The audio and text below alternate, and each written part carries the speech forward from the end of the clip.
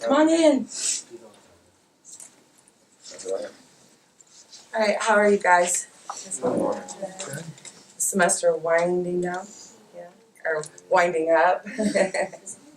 I always say that this time in the semester is kind of like a roller coaster. I'm kind of afraid of heights, but I love roller coasters, and my friend always likes the back car. It's the fight between the back car and the front car. And I don't like the back because it's like there's a whole group of people or a whole car that's going to go over the hill before you do, and they're going to pull you along. And that's how this part of the semester always feels like it's pulling me over the hill. Right? All right. Hi, I'm Michelle Wright, and I thank you for coming this morning. We're going to have some donuts and some treats afterwards. So definitely, yeah, they're like, yeah, woo. This is Jen Rients, and she's just here to talk about writing, right? And hopefully you guys have brought some questions and think about some of the stuff that you've done in the classroom, right? And ask her whatever you'd like to know. And why do you think we do this? Do you guys have any idea possibly why we might bring other people in and just let's talk about writing? To get other viewpoints and learn other different writing styles. And yeah, different viewpoints, different writing styles. Anyone else? What are you thinking? Just to show you don't have to be a writer to write. You don't have to be a writer to write. And isn't that an interesting statement, right? What we consider to be writing often, this is writing, right? Oh, yeah. And then so over here, it's all this other stuff, the text messages, the other things we do, the real world stuff, or things that we might not consider writing could be very much so writing, right? Is an image writing? You're looking at a picture online. Is it image writing? What do they say about pictures? It's worth 1,000 words, right? Is it writing there? So, it's kind of let's go out there and then explore the boundaries. All right, you guys got your little invite, but just to say, Jen Rients is a regional coordinator for Parent Care Share program, has been employed with the Children's Home Plus Aid, formerly the Children's Foundation, in Bloomington for 16 years, which provides support groups, services for parents and caregivers, along with accompanying children groups, in charge of 16 to 20 groups at any given time within Central Illinois region. Jen creates promotional materials for individual groups and the program as a whole, recruits and manages volunteers, and serves on a number of committees, advisory boards, and coalitions in McLean County and the surrounding areas.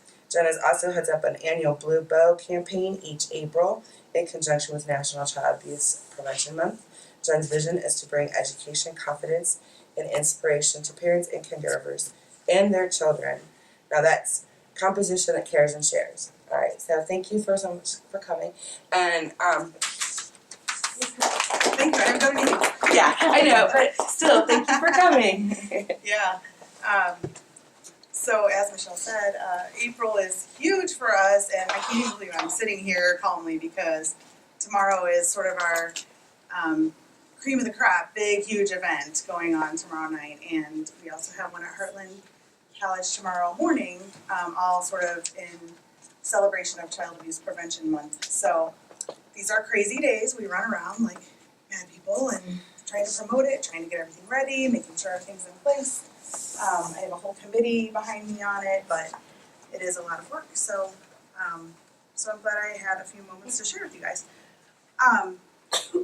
So I can kind of start. I want to kind of know what you guys are doing in the writing program. Are you here because you're English majors, or is this a required class? What's Required. It's a required class. Oh, so you have to know how to write to go to school. Okay. All right. I guess that makes sense.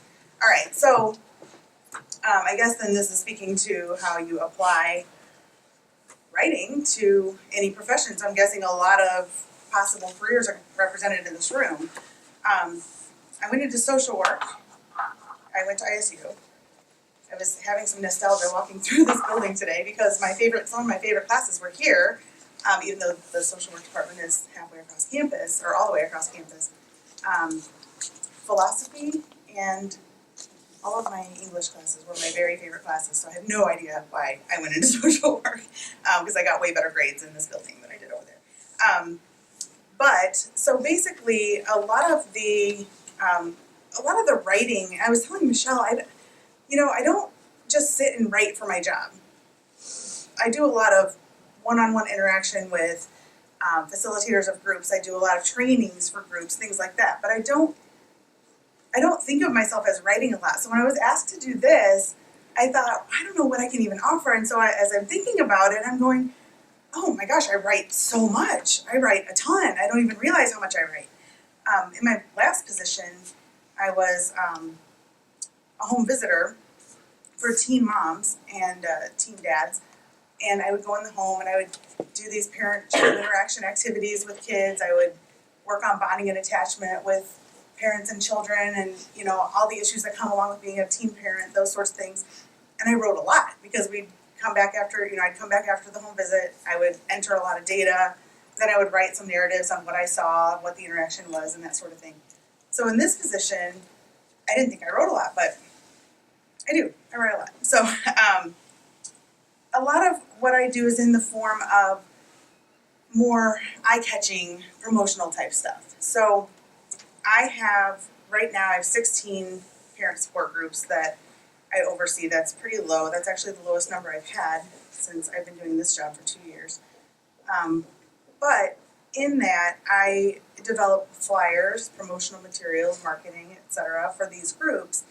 And, my number one priority is really training the facilitators and the staff around the groups to get them to be able to get parents to come to the groups. So one way to do that is that I help them with the marketing. So I have flyers. I could show you all kinds of different flyers that I do for groups. So they don't have a lot of writing on them, but I think the words in combination with like pictures sort of tell the story.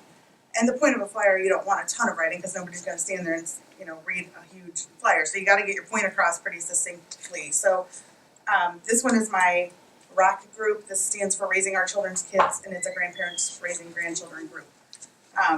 So I want to be able to stick this up on a wall and somebody go, ROCK, what is that? And maybe catch their attention. Do you need to pass these around? Sure. Okay.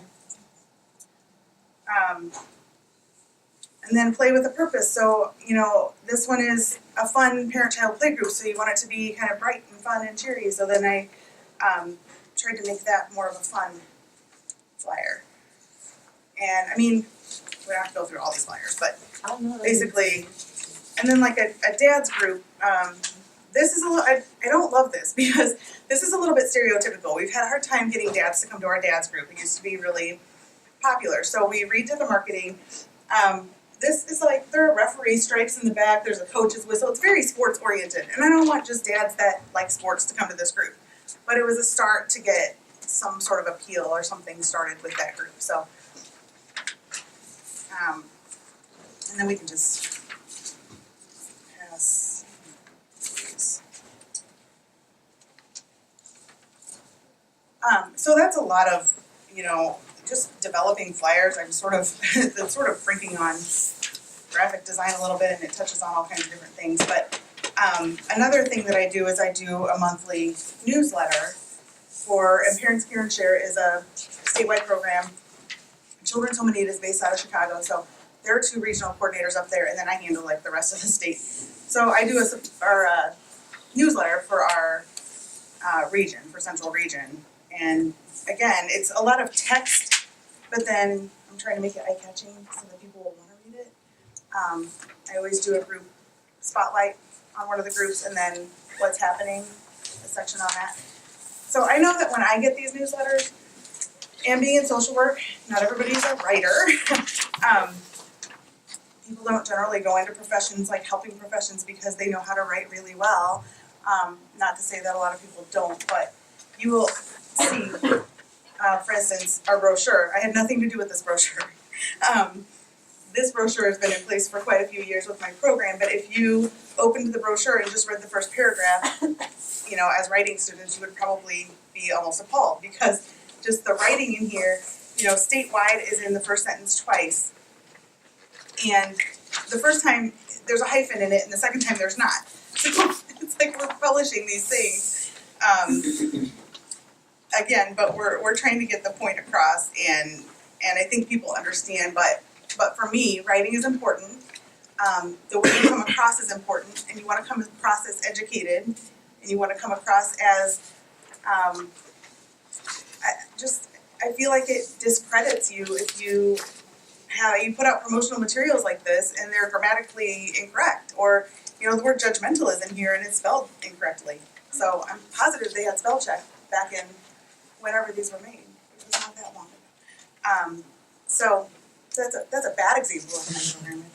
But I don't know what else. I guess I could speak a little bit to the narrative type writing that I have to do for our funders. So social work is a very competitive field in that I don't just necessarily get to keep my job from year to year just because I was hired on and that's my job.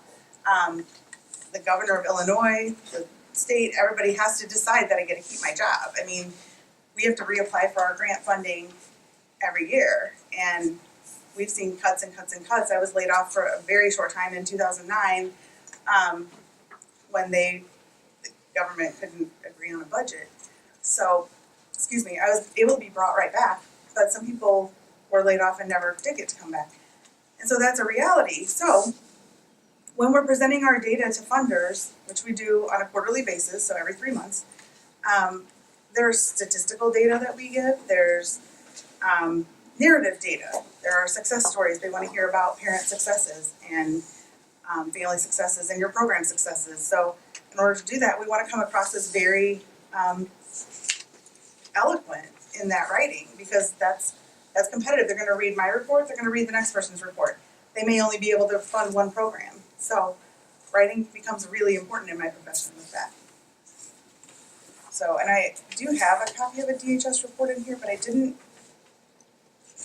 look to see if there was anything confidential. I didn't think about that at the time when I printed it, so I think I'm probably not going to pass that around, but it's a 10-page report and there's a lot of narrative writing in that. So,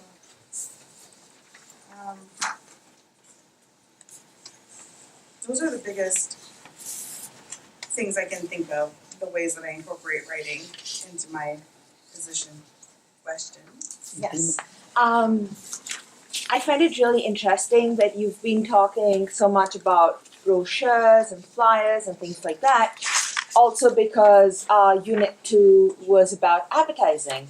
And I think also because spring break happened in the middle, everybody is right now sick and tired of advertisements in general, but then we are also really familiar with the concept of, having an exact goal and then working towards it and things like that.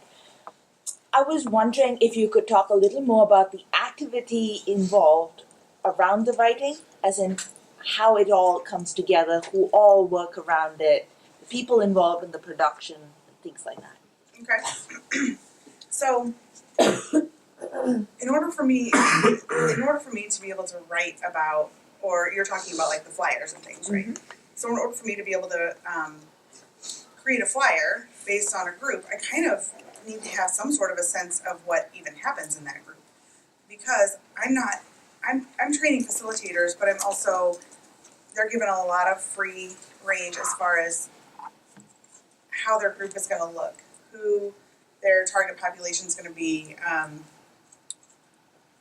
whether there's childcare or not. Typically there's free childcare, whether they serve a meal, what time of the day it meets, that sort of thing. So there's a lot of talking with those facilitators. What do you want your marketing to look like? I just had a meeting with our Monday night group, which is mostly a teen mom group. I just had that flyer in front of me.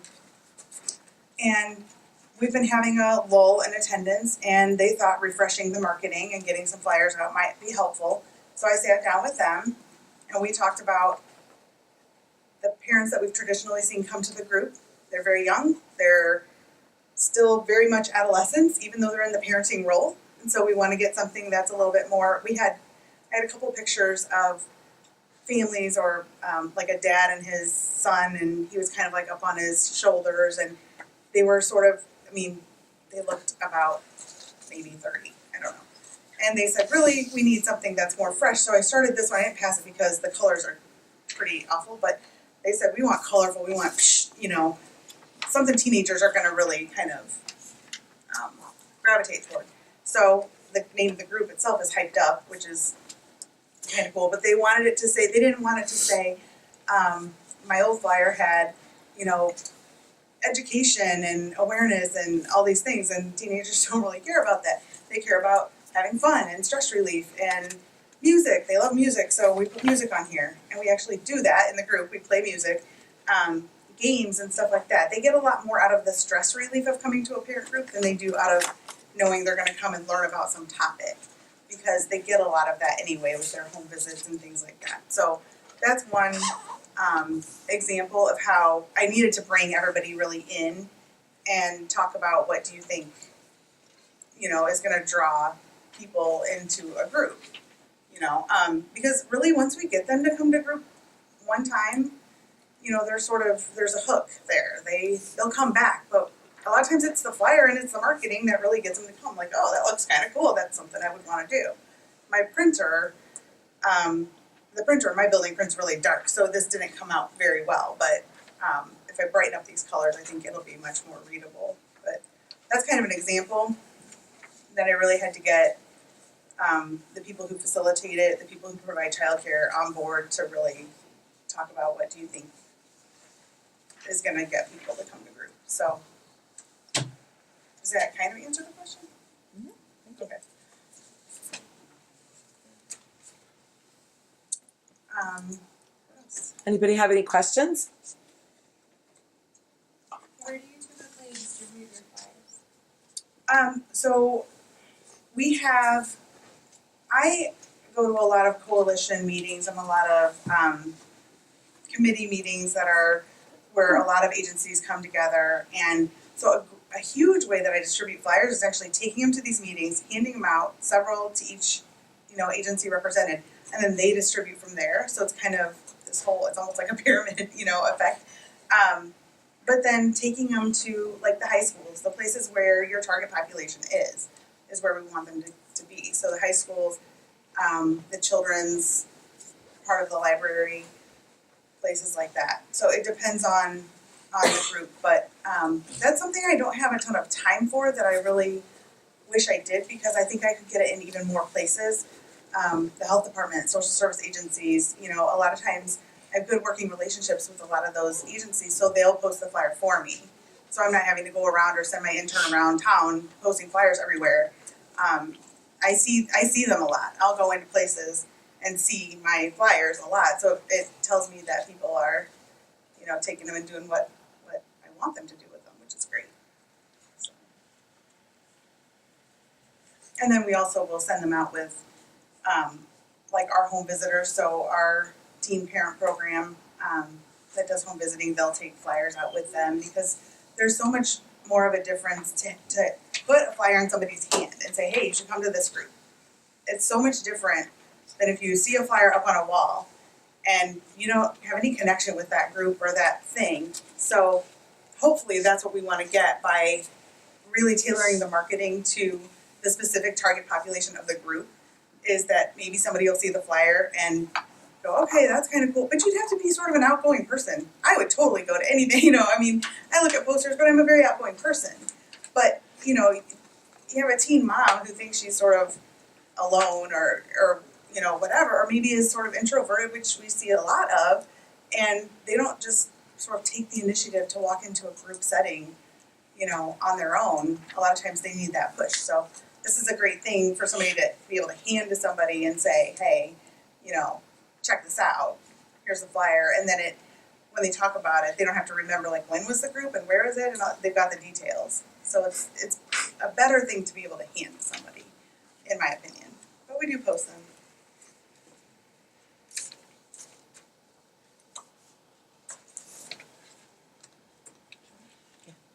Jen, Yes. are there any, I'm asking you this because you work with teenagers and, you know, and our society has an issue thinking of teenagers as parents. So are there any ethics involved in what you do? Are there anything that is a no-no? Is, you know, are there any misinterpretations or misunderstandings of what you're trying to do? I think that can definitely happen. I think even within our own profession, there are judgments. I mean, it's really hard because, you know, we all come with different experiences. We all come with, you know, different preconceived notions or prejudgments. So, yeah, I think it's always something where you have to check your own biases for sure. And working in Teen Mom, I bring that group up because it's just one of our more, it's a weekly group. It's usually very well attended, and it's one of our big programs at Children's Home and Aid is our teen parenting program. But we do have a lot of, we've got, like I said, the grandparents raising grandchildren group. We've got a dad's group. There's a prenatal group for it's anybody in the community who's pregnant, and dads and partners are welcome to go to that. We've had an Indian moms group at one time that I worked really closely with. We've got a Latina women's group that meets in the evenings on Fridays. They meet for like 3.5 hours. They're quite the committed group. So just lots of very targeted populations of parents. And we have a group on Thursday nights that's moms that have been through domestic violence. So, you know, the focus of the group can definitely vary from group to group. So, when you say any no-nos, I was asking again based on the kind of writing you put up. So yeah, I just think one thing that stands out when you ask that is that a lot of times we want to get males to come to groups. Obviously, a man's not going to come to a Latina women's group, and that is targeted toward women. But there are other groups that are just general parenting groups. We don't see a lot of guys coming to those groups unless, you know, we specifically talk to a dad that we are already working with, and they, you know, we beg them basically, or they're coming with one of the moms. But and I can't say that for all groups. I have a group in Peoria where I went and did a site visit recently. And I was there last year around this time, and both times there have been several dads that have shown up that didn't have the moms with them. So I thought that was great. But that's one thing with the marketing that we want to be careful of. And, you know, even with this, I was like, is there too much pink? Like, it might not really draw dads, you know. But I'm trying to think of, I guess all those flyers kind of went out. But that's the one thing that I try to be a little bit careful of is making sure that they're friendly to anyone and everyone. So I would say that. And just being very specific on the language, because if somebody sees a group that's like SOS, which is our strikeout stress, is what SOS stands for. It's a lunch and learn group. We just want to make sure that we're not excluding, you know, certain groups of people. So we don't put ages if there aren't ages. This can be, you know, if you have a 17-year-old and they stress you out, you can come to this group. So it's, you know, they're very open. So, and I think I need to work on that. Sometimes the flyers don't always appeal to every type of parent. So that's definitely something kind of like that dad's group flyer I talked about. You know, it's very sportsy. And our facilitator loved it, but I don't want dads to think that they're going to sit around and talk about sports the whole time. So that's definitely a work in progress. Talk of a work in progress. It's so interesting how much I know that before I was in, you know, I'm a second year PhD student, and so before I was back in school and I was working in different environments, how much writing, looking back, there was. And so a question to you, I mean, I know you said you were in social work, but you transferred to so many, in and out of so many writing situations. Is there a writing situation in your past that helped guide you to have this kind of savvy, this kind of versatility, or anything like that? What was some writing stuff that you've done in the past that's led you up to this kind of transferability? I mean, I don't know. Is transferability a word? I think we're gonna make it up, right? Versatility. Yeah, versatility. I talk a lot, so a lot of times I can't get the words down as quickly as I'm thinking of them. I know that's a common thing, but I was always really just, my whole plight in life was to be a language arts teacher for junior high. I don't know where that. I think somebody along the line, actually, more than one somebody along the line was discouraging me and saying how crummy teachers get paid and all this stuff. So naturally, I went to social work, which is way worse than teaching.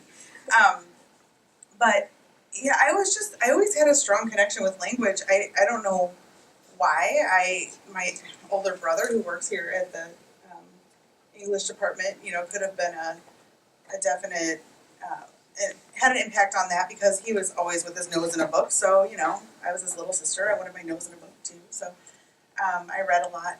But in junior high, I was like the first person in my class to be able to, write a list of all 63 prepositions. And, my teachers were always writing, Jennifer has a flair for writing and blah, blah, blah on my report cards and things. So it was just always sort of a strength of mine. Again, I don't know why I didn't go into something that was more writing oriented, but I think you can incorporate it into any profession. And again, I think it lends credibility to what you're doing. It doesn't matter what it is. I was sharing with Michelle the other day that I used to work at the Bloomington Police Department, and all the when they kind of figured out that I had this propensity toward writing, or more like correcting everybody's writing, they started bringing me all their standard operating procedures and all these things that had nothing to do with my regular job, which was in crime prevention and public affairs. They started bringing me all this up to proofread, and I ended up, doing the entire annual report for the department and things like that. But I was telling Michelle that one of the lieutenants brought me, he was writing an SOP on airport safety and new airport policies and procedures for law enforcement. And I'm not even kidding, he hands me this rough draft and he asks me to proofread it and use the red pen and everything and be like an English teacher, and I'm going through it, and the first 2 words on the page were rough draft, and it said RUFF. That was how he spelled rough. I thought he was kidding. He was not.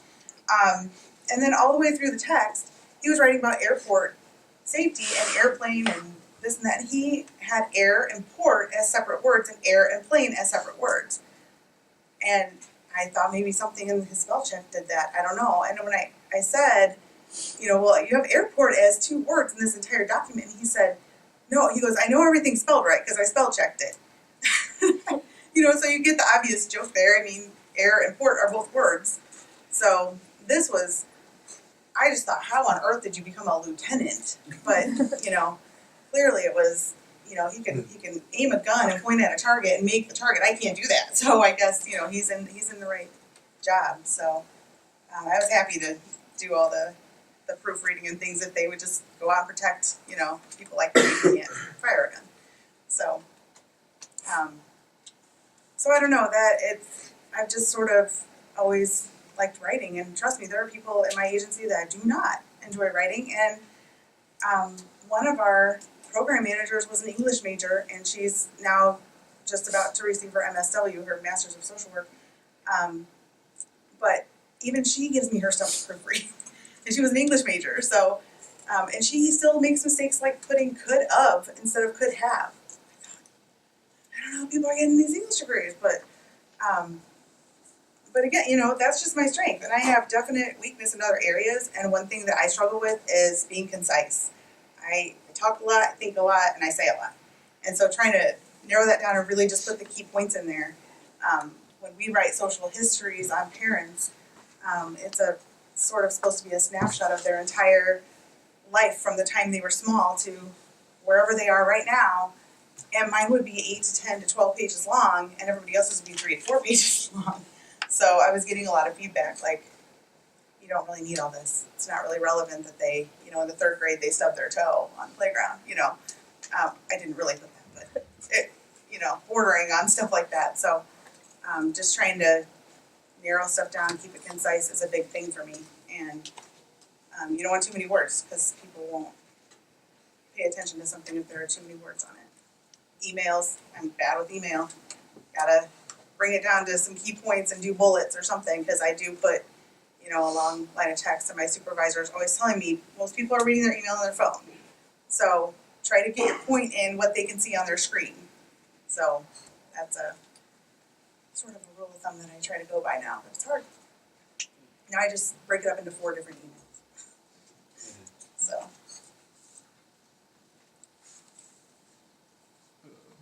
Yes, Is sir. there like any kind of writing you do in your free time? Well, that's a good question. I don't have a lot of free time. I would say a lot of the writing that I do is emailing. I have a son who has special needs. I am constantly emailing teachers, emailing professors, not professors, sorry, emailing teachers, doctors, therapists, things like that. So I do a lot of that. And I'm always documenting behaviors and documenting this. And we do charts, behavior charts, and all that sort of thing. So there's that. And my hobbies don't require a lot of writing, actually. My main hobby is super geeky, but it's board gaming and playing like European board games that maybe you've heard of Dungeons and Dragons. I don't play that. My brother's a big Dungeons and Dragons guy. He does a ton of writing for Dungeons and Dragons, writes scenarios and things like that. But the gaming I do is very much in that realm. So a lot of the people going down to the game store in downtown Bloomington, if you've even heard of it, Grafalea's Airy is the name of it. A lot of people are down there playing Dungeons and Dragons, and I'm board gaming. I'm playing board games. So it's not a lot of writing necessarily, but there's a lot of interpreting and reading of rules, and there's a lot of, because most of the games that I play are German or, from other countries, there's a lot of interpreting the translations of the rules that probably comes into play more than writing. So. Good question.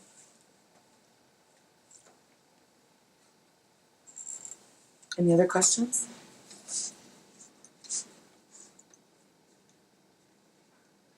How about one thing that I'm super fascinated with is I think what's interesting is like you didn't go into a field with writing, but then you've got tons of writing in fields that we don't associate with writing, right?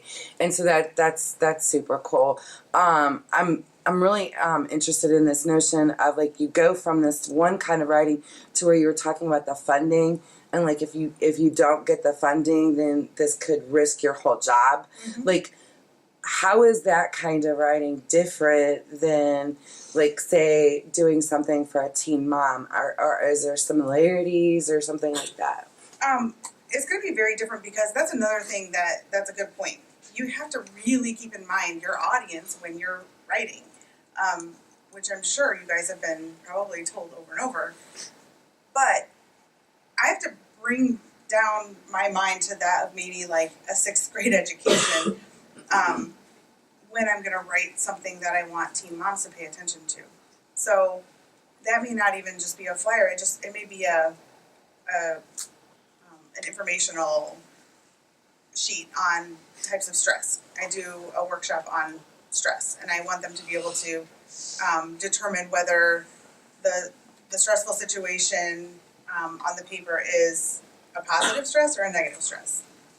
So I have to be careful about how I'm writing that because you want to cater to people who don't necessarily have a college education or even a high school education. They're not even out of high school necessarily or didn't graduate high school and dropped out.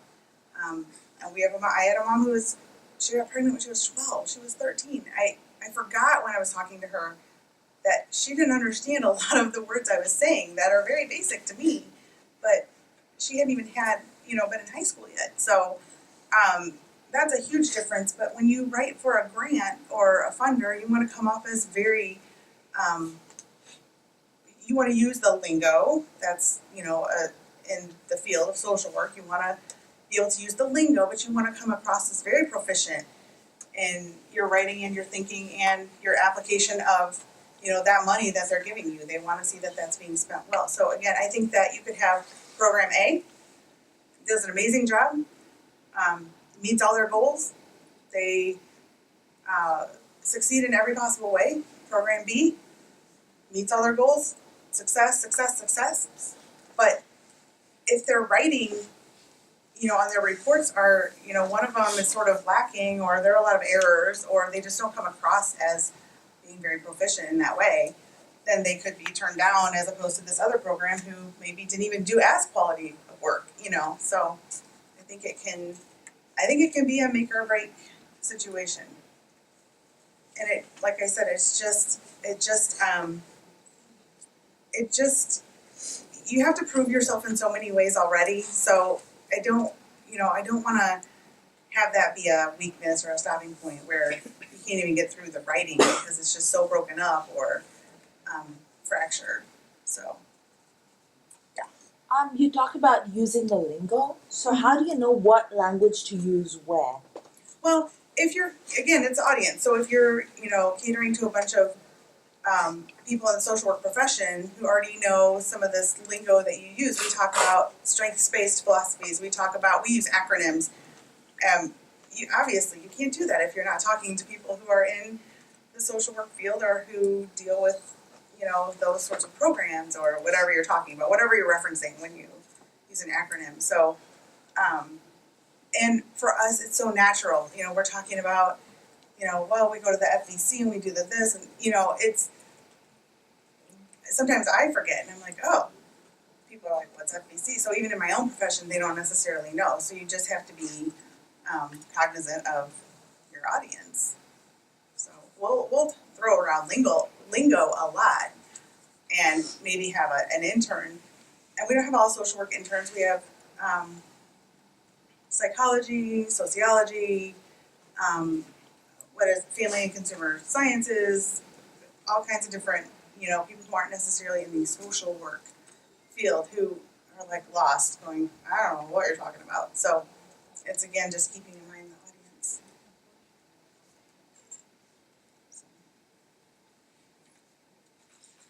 How do you know what audience, if they take it up pretty good? How do you know if you've done the job that you were looking for? How does that come about in the activity? Like, you produce something and you know that, okay, the audience did do what I thought they would, or... Yeah, well, sometimes you don't. I mean, if you get somebody to come, or somebody comes to group and says, hey, I saw this, flyer and I thought I would check it out, well, that's great. I mean, we don't get that a lot.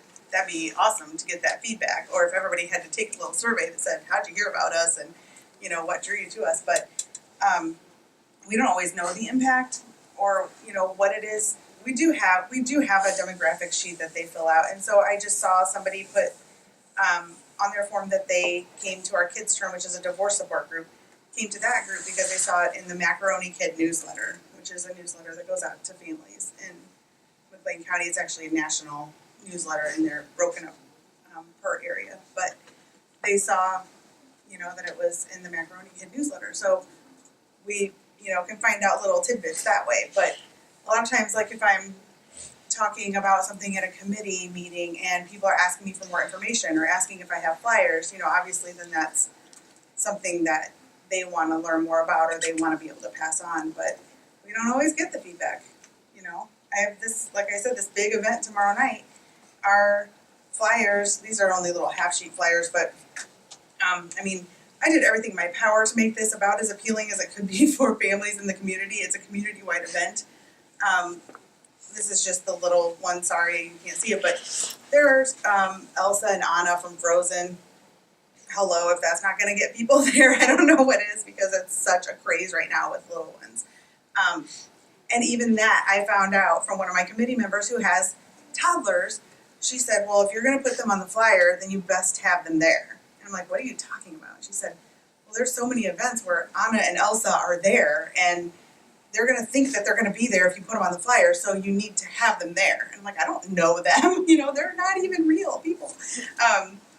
So we ended up getting a character party place to have the characters there. They're gonna bring Spider-Man too, so I've got Spider-Man on there, the little minions from Despicable Me. So just really trying to appeal to young families that may want to come to this event. So, but we won't know. I mean, they'll come and we won't necessarily know. Was it a flyer that you just saw? Did somebody tell you about it? You know, I've put it on every possible community calendar I can think of, radio stations. So we won't necessarily know. Awesome. Well, just one last quick question then. Can you think of anything that when it comes to, I don't know, any of your jobs that you've had or something to do with writing at your jobs that has surprised you? Like you were like, oh my gosh, in one of those aha moments. Do you have any of those kind of moments on the job? I think that if I'm thinking the police department one, I mean, that was a big whoa. Not only did that particular lieutenant not have a great understanding of writing, but what surprised me about that job was how much police officers write. And I think it surprises even them, because I would take tours of, sixth graders through or something, and they just think police officers are the coolest, and we want to see, oh, let me see your badge, let me see your gun. Well, we take them down to the report writing room, and they're just sitting there typing, and they would turn around and say, yep, this is what we do all day. And they're really sort of, what's the word? Almost disgruntled by it. Gotcha. by the amount of writing that they have to do. And a lot of officers would say, I'd have a lot more time for things that are more important if I didn't have to write all this. I felt the same way in working in my home visiting position. I felt like I could have been so much more effective with families and had so much more time to plan activities and do things that I, would make an impact to that specific family in the visit if I didn't have to sit there and write and try to remember everything that I had just done in that visit. So to try to set that apart, in social work we have a phrase that if you don't write it down, it didn't happen. And if you looked at my paperwork, there were a lot of things that happened that really didn't happen because I could not possibly put everything, in my paperwork. So those are probably my big moments, is really how much writing there is with everything, every profession under the sun. Awesome. All right. Well, can everybody give them